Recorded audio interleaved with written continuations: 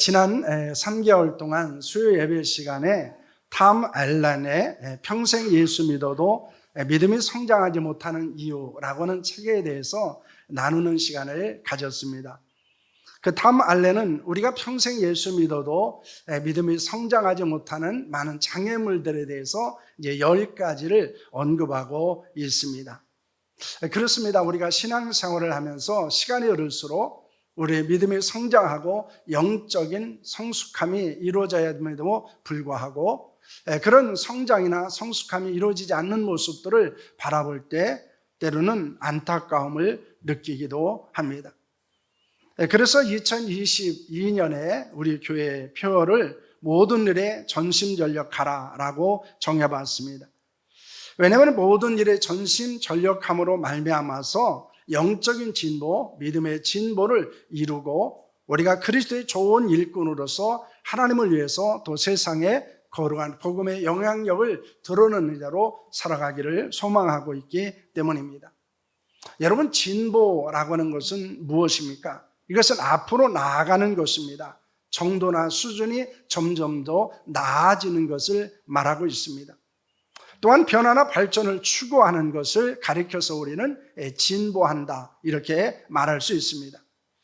무엇보다도 우리에게 일어나야 되는 것은 영적인 진보입니다. 즉 우리가 예배와 말씀과 기도와 헌신과 복음에 있어서 더 나은 상태로 나아가야 됨을 우리에게 보여주고 있다는 것입니다. 그래서 우리는 더 나은 예배를 드려야 되고 더 나은 말씀의 생활을 해야 되고 더 나은 기도를 드려야 되고 더 나은 헌신과 더 나은 복음을 위한 수고를 감당하는 자들이 되어야 한다는 것입니다. 네, 그것은 무엇 때문입니까? 우리가 그리스도 예수의 좋은 일꾼이 되기 위한 것입니다. 그래서 하나님을 위해서 또 세상을 위해서 우리가 하나님 앞에 귀하게 쓰임받는 자가 되기를 위한 것입니다.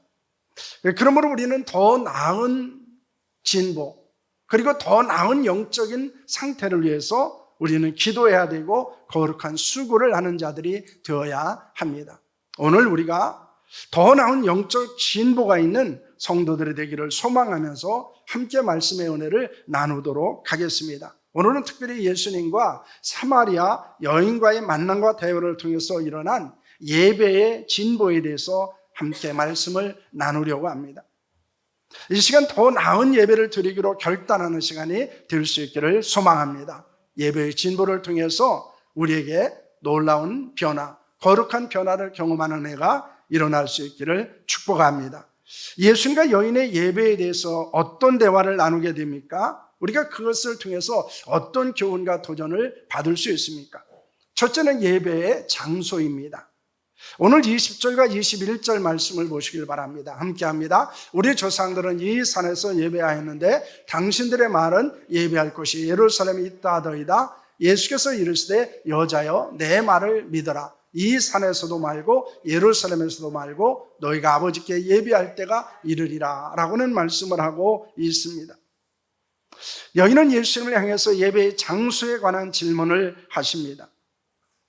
그는 사마리아 여인은 자신들은 조상들이 이 산에서 예배했는데 유대인들이 예배할 곳은 예루살렘에 있다라고 말합니다 라는 질문을 하는 것입니다.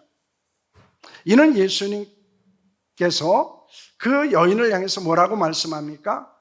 예배는 장소가 아닌 예배할 때가 이를 것이다 라고는 말씀을 하고 있습니다. 물론 이것은 예수님께서 예배의 장소에 대해서 무시하거나 아니면 그것을 부인하는 것은 아닙니다. 이스라엘 역사에 있어서 사마리아는 매우 중요한 도시였습니다. 다윗이 죽은 후에 이스라엘은 북이스라엘과 남유다로 분열을 하게 됩니다. 북이스라엘은 오므리 왕조가 시작되어졌을 때 사마리아의 수도를 정하게 됩니다. 그 후에 느헤미야 예루살렘 성전 재건을 방해하던 산발락을 중심으로 해서 사마리아에 있는 그리심산에 성전을 짓습니다. 바로 그것이 사마리아 성전입니다. 그리고 사마리아 사람들은 그 그리심산에 세워진 사마리아 성전에서 제사를 드리게 되었습니다. 반면에 유대인들은 예루살렘 근처에 있는 시온산에 예루살렘 성전을 짓습니다. 그리고 그 예루살렘 성전에서 하나님을 제사하게 되었습니다. 어디에서 예배해야 하나님이 받으실까요? 사마리아에서 예배하는 걸 받으실까요? 아니면 예루살렘에서 예배하는 것을 받으실까요? 이것은 그 당시에 유대인들과 사마리아인들에게서 매우 중요한 문제였습니다. 그래서 그들은 서로 자신들이 드리는 그곳에서 예배할 때만 하나님이 받으신다고 주장을 하고 있었습니다. 이 코로나19의 팬데믹 상황에서 어디에서 어떻게 예배하느냐라고 하는 것은 논쟁거리가 된 적이 있었습니다. 지금도 예배당에서 성도들이 모여서 함께 예배하는 것만 예배라고 생각하는 사람들도 있습니다. 반면에 어디에서 어떻게 예배해도 문제가 되지 않는다라고 주장하는 사람들도 있습니다. 그러므로 사마리아 여인이 이야기했던 예배에 대한 질문은 지금도 일어날 수 있는 질문일 수 있다는 것입니다. 교회에서만 꼭 예배해야 되느냐? 아니면 어느 곳에나 예배해도 상관이 없느냐라고 하는 것입니다. 코로나19로 인해서 온라인 예배를 들으면서 힘들었던 분의 고백을 들은 적이 있습니다. 처음에는 예배 시간에 맞춰서 가족들이 모여 앉아서 이제 주일날 가는 그런 옷을 입고 아주 단정한 모습으로 예배를 드렸습니다. 그런데 한 주간, 두 주간 지나면서 시간이 지켜지지 않기 시작했습니다. 어떤 차는 잠옷을 입고 예배하기도 했고, 단정히 앉아서 예배하는 것이 아니라 때로는 영상을 틀어놓고 자기 자신들의 일을 하는 모습도 발견하기도 했습니다. 그리고 더 시간이 지나게 되어지자 대면 예배에 참석하지 않는 것을 당연한 것으로 여기는 모습을 발견했다고 합니다. 그런데 그런 시간들이 흐르면서 이제 이 그분의 마음속에 그리고 그 신앙 가운데서 영적인 정체성을 점점 잃어버리는 겁니다. 내가 그리스도인이 어떤 모습을 가지고 있는가라는 것, 그리고 내가 그리스도인으로서 어떻게 주일을 보내고 있는가에 대한 회의감이 들기 시작했습니다. 예배에 대한 간절함도 사라집니다. 하나님의 거룩한 임재를 경험할 수 없게 되었습니다. 때로는 형식적인 예배를 드리는 자신을 생각하면서 굉장히 마음이 안타까움을 느끼게 되었습니다. 그래서 새해에는 이제 대면 예배를 통해서 함께 예배하는 것에 좀 최선을 다해보겠다라고 하는 고백을 하는 것을 듣습니다. 물론 우리가 어디에서 예배하느냐, 그 장소가 예배의 핵심이 아닐 수 있음을 말씀하는 것입니다. 예수님께서도 말씀하시는 것은 장소의 문제가 아니다라는 것을 말씀하고 있습니다. 그럼에도 불구하고 우리가 정해진 시간에 정해진 장소에서 예배하는 것에 가치를 부인할 수는 없다는 것입니다. 왜냐하면 우리가 정해진 장소에 정해진 시간에 예배하지 않으면 우리가 예배 생활을 지속하고 더 나은 예배를 드리는 데 있어서 많은 어려움들을 갖고 있다는 것은 우리에게 주어진 실상이기 때문입니다. 그러므로 때로는 힘들고 어렵지만은 정해진 장소와 시간에 예배하는 거룩한 수고가 우리 가운데 있기를 소망합니다. 하지만 우리가 잊지 말아야 되는 것은 장소가 예배의 핵심은 아니라는 것입니다. 우리가 어디에서 드리느냐가 하나님께서 받으시는 예배를 결정하는 것은 아니다라고 하는 것입니다. 오늘 예수님께서 이 사마리아 여인과의 대화를 통해서 보여주시는 것도 바로 이것입니다. 예루살렘에서 드리느냐 아니면 사마리아에서 드리느냐 하는 것이 중요한 것이 아니고 또 다른 중요한 것이 있음을 우리에게 말씀하고 있습니다. 바로 그것이 예배의 대상에 대한 부분입니다. 그래서 두 번째는 예배의 대상에 대해서 언급을 하고 있습니다. 22절 말씀을 보시길 바랍니다. 함께 합니다. 너희는 알지 못하는 것을 예배하고 우리는 아는 것을 예배하노니 이는 구원이 유대인에게서 남이라 라는 말씀을 하고 있습니다. 이는 어디에서 하느냐보다도 더 중요한 것이 있다는 것입니다. 그것은 무엇입니까? 누구에게 예배를 하느냐라는 것입니다. 우리가 어떤 분에게 예배를 드리느냐라고 하는 것입니다. 사실 모든 종교에는 제사가 있습니다. 이것은 곧 예배가 있다는 것입니다. 그런데 그 종교의 차이는 무엇에 있습니까? 예배의 대상의 차이가 있다는 것입니다. 그렇기 때문에 많은 종교들이 있음에도 불구하고 그 차이에 아주 분명한 것은 예배의 대상이 누구인가에 있는 것입니다. 이 존 메가더라고 하는 목사는 이런 이야기를 합니다. 신자와 불신자의 차이점은 무엇일까요? 그것은 바로 예배의 대상입니다 라고 하는 것입니다. 다시 말하면은 종교의 차이도 예배의 대상에 있는 것이고, 그리고 신자와 불신자의 차이도 예배의 대상에 차이에 있다는 것입니다. 왜냐하면 불신자도 믿는 대상이 있습니다. 섬기는 대상이 있습니다. 의지하는 대상이 있습니다. 그것이 때로는 자신일 수도 있고 돈일 수도 있고 그 어떤 것일 수 있다는 것입니다.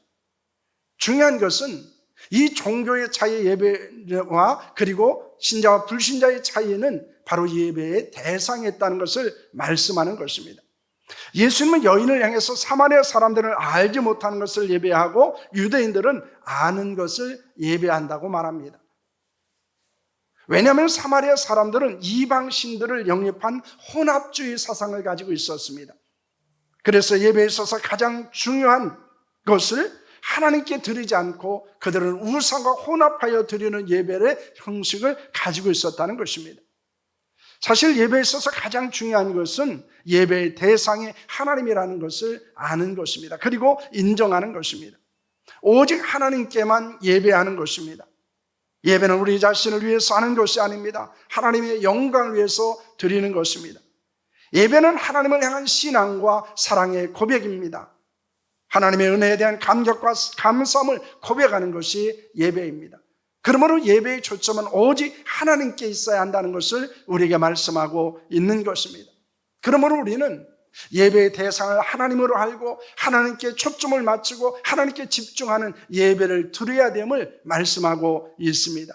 그렇다면 우리의 예배를 받으신 하나님은 어떤 분이십니까? 출애굽기 20장 2절과 3절 말씀입니다. 함께합니다. 나는 너를 애굽 땅 종되었던 집에서 인도해낸 내 하나님 여호와라. 너는 나 외에 다른 신들을 내게 두지 말라라고는 말씀을 하고 있습니다. 이 말씀을 하나님께서 이스라엘 백성들에게 십계명을 주시기 전에 주신 말씀입니다. 그런데 이스라엘 백성들에게 십계명을 주시면서 가장 먼저 요구하신 것이 무엇입니까? 너는 나 외에 다른 신을 내게 두지 말라라고 말씀을 하신 것입니다. 이는 하나님만 예배하고 섬길 것을 요구한 것입니다. 그런데 그 하나님은 어떤 분이십니까? 여호와입니다. 여호와라고는 말은 스스로 계신 분이다 라고는 말입니다. 이 말은 창조주라는 의미를 갖고 있습니다. 또한 그 창조주 하나님은 이스라엘 백성들을 어떻게 하신 분입니까? 그들을 애굽 땅 종되었던 집에서 인도해내신 분, 즉 구원자라는 것을 말씀하는 것입니다. 그러므로 우리가 예배의 대상으로 드리는 하나님은 어떤 분이십니까? 모든 만물을 창조하신 분이시고 그 하나님은 우리의 구원자가 되신 분임을 말씀하고 있는 것입니다. 그러므로 우리가 예배하는 하나님은 창조주요 구원자라는 사실을 믿으시기를 바랍니다. 그러므로 예배의 대상을 우리는 분명하게 하나님이라는 사실을 잊지 않아야 합니다. 그럴 때 우리는 더 나은 예배를 드릴 수 있고 하나님이 기뻐하시는 예배를 드릴 수 있는 줄로 믿으시기를 바랍니다. 셋째는 예배의 태도입니다. 23절과 24절 말씀을 보시길 바랍니다. 함께합니다. 아버지께 참으게 예배하는 자들은 영과 진리로 예배할 때가 오나니 곧 이때라. 아버지께서는 자기에게 이렇게 예배하는 자들을 찾으시니라. 하나님은 영이시니 예배하는 자가 영과 진리로 예배할지니라 라는 말씀을 하고 있습니다. 이 말씀은 어떻게 예배해야 됩니까? 라는 것입니다. 예배하는 자의 태도, 자세를 말하고 있는 것입니다. 예배의 대상이 하나님인 것을 알고 있으면 참된 예배를 드리지 못할 수도 있다는 것입니다. 그러므로 더 참된 예배를 드리기 위해서 필요한 것은 무엇입니까? 우리는 어떤 태도를 갖고 어떤 마음을 갖고 어떤 자세를 갖고 하나님을 예배하는가에 있습니다. 왜냐하면 우리의 예배가 헛된 예배가 되지 않아야 합니다. 하나님이 받으시고 기뻐하시는 예배를 드릴 수 있기를 소망합니다. 사실 교회에서 예배가 사라지고 예배가 변질되고 예배가 왜곡되기 시작하면 하나님의 교회는 온전한 교회로 서 있을 수 없다는 것입니다. 지금 여러분의 예배는 어떻습니까? 하나님이 찾으시는 예배자로 하나님이 받으시는 예배를 드리고 있습니까? 혹시 하나님이 기뻐하지 않는 예배자로 하나님이 받지 않는 예배를 드리고 있지는 않습니까? 어떤 마음과 태도를 갖고 하나님을 예배하고 있습니까? 우리는 더 나은 예배를 사모해야 됩니다. 예배의 진보가 우리 가운데 일어나는 줄로 믿으시기를 바랍니다. 이를 위해서는 어떻게 해야 됩니까? 예배를 중심으로 시간을 사용하셔야 합니다. 예배를 중심으로 우리의 삶의 시간들을 한번 구분해 보시기를 바랍니다. 하나님께 예배하는 자로 삶을 살아야 됩니다. 한 번 더 드리는 예배, 더 나은 예배를 위한 수고를 해야 한다는 것입니다. 우리의 예배가 영적인 예배가 되기를 소망해야 합니다. 진실한 마음의 예배가 되기 위해서 노력하셔야 합니다. 하나님이 찾으시는 예배가 되고 하나님이 받으신 예배를 드릴 수 있기를 소망합니다. 여러분, 우리가 예배를 우리의 인생과 그리고 우리의 삶의 중심에 둔다고 하는 것은 매우 중요한 것일 수 있습니다. 사실 우리가 시간이 없어서 예배하지 못하는 것이 아닐 수 있습니다.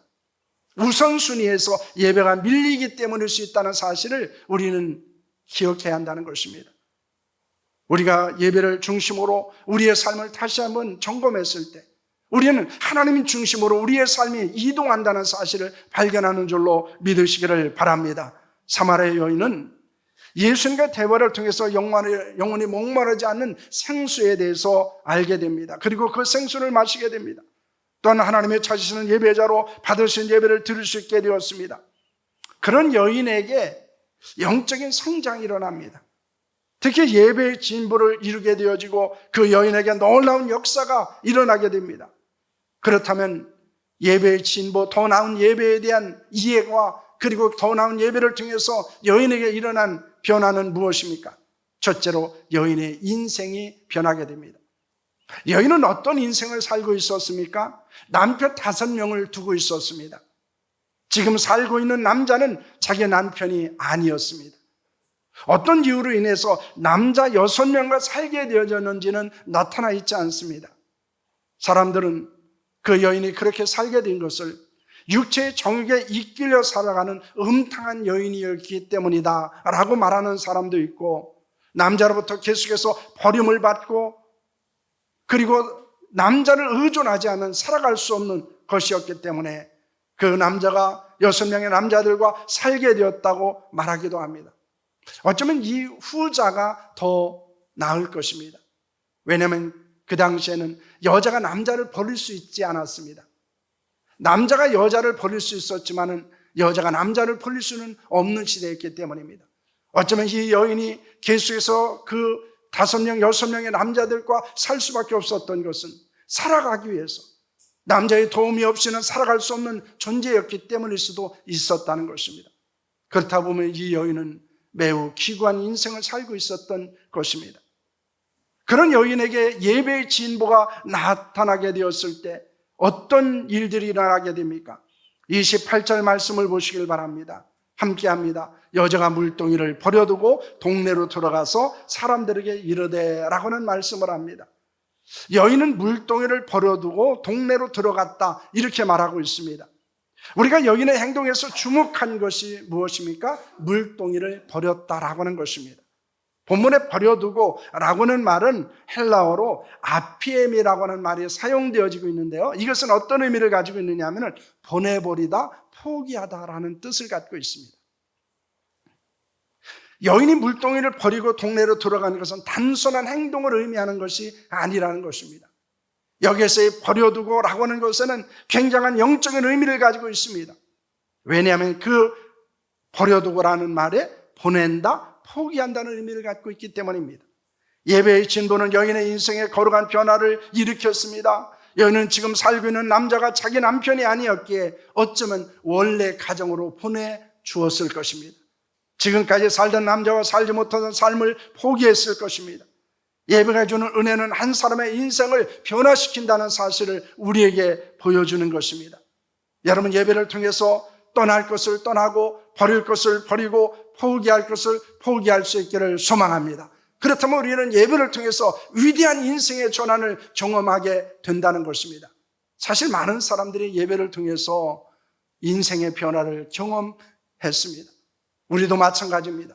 예배를 통해서 우리는 끊임없는 삶의 변화, 인생의 변화를 경험해야 된다는 것을 여러분 믿으시기를 바랍니다. 예배를 통해서 우리의 인생의 거룩한 변화가 일어날 수 있기를 축원합니다. 둘째로 여인은 복음을 전하게 됩니다. 29절과 30절 말씀을 보시길 바랍니다. 함께합니다. 내가 행한 모든 일을 내게 말한 사람을 와서 보라. 이는 그리스도가 아니니 하니 그들이 동네에 나와 예수께로 오더라 라고는 말씀을 합니다. 여인은 물동이를 버려두고 동네에 들어가 사람들에게 자신에게 와서 그리스도를 보라고 말합니다. 그 말을 듣는 동네 사람들이 와서 예수님을 믿었습니다. 예배의 진보는, 더 나은 예배는 복음을 전하는 사명을 감당할 수 있게 만든다는 것입니다. 우리가 예배를 통해서 회복되어야 될 것은 바로 사명입니다. 예배는 교회에서 드리는 것으로 끝나는 것이 아닙니다. 우리는 예배를 통해서 하나님의 거룩한 은혜를 경험하고 능력을 경험하고 세상을 향해서 복음을 전하는 자로 살아야 됨을 말씀하고 있는 것입니다. 그렇기 때문에 우리는 예배를 드리고 은혜를 받았다는 것으로 만족하지 않아야 됩니다. 우리는 예배를 통해서 하나님의 거룩한 임재를 경험하고 또 성령을 통해서 주시는 능력을 받고 우리는 세상을 향해서 나아가야 합니다. 그리고 세상에서 복음을 전하는 자로 하나님이 우리에게 주신 사명을 감당해야 되는 줄로 믿으시기를 바랍니다. 이 여인에게 일어난 놀라운 변화는 무엇이었습니까? 그것은 인생이 변했다는 것입니다. 예전의 인생을 청산했다는 것입니다. 새로운 인생을 살게 되었다는 것입니다. 뿐만 아니라 그가 예수 그리스도를 전하는 자로 살아가게 됨을 우리에게 말씀하고 있습니다. 신앙생활에 있어서 가장 기초와 중심이 되는 것이 바로 예배입니다. 하지만 우리는 이 예배를 그렇게 소중하게 여기지 않습니다. 중요하게 여기지 않기도 합니다. 예배가 무너지면 우리의 신앙과 인생이 무너질 수 있다는 사실을 우리는 믿어야 합니다. 반면에 예배가 온전히 세워지면 우리의 신앙과 인생도 세워지는 줄로 믿으시기를 바랍니다. 우리에게 예배의 회복이 있기를 소망합니다. 예배의 진보가 일어나기를 원합니다. 더 나은 예배를 사모할 수 있기를 소망합니다. 그래서 우리의 인생에 거룩한 변화를 경험할 수 있기를 축원합니다. 뿐만 아니라 복음 전파의 거룩한 사명을 회복하고 감당하는 역사가 우리 가운데 있기를 원합니다. 하나님만을 예배의 대상으로 삼을 수 있기를 바랍니다. 그리고 영과 진리로 예배하는 자들이 될 수 있기를 바랍니다. 하나님이 찾으시는 예배자로 하나님이 받으시는 예배를 드리는 성도들이 될 수 있기를 축원합니다. 우리는 오늘 이 시간에 더 나은 예배에 대한 사모함을 가져야 됩니다. 우리가 지금 드리고 있는 예배가 어떤 것인지, 그리고 내가 삶 속에서 드리는 예배가 어떤 것인지를 돌아보면서 더 나은 예배에 대한 사모함과 더 나은 예배에 대한 결단이 우리 가운데 있기를 소망합니다. 그래서 우리의 인생이 변화되어지고 그리고 하나님이 주신 사명을 회복하고 감당하는 역사가 우리 가운데 있기를 축원합니다. 기도하겠습니다.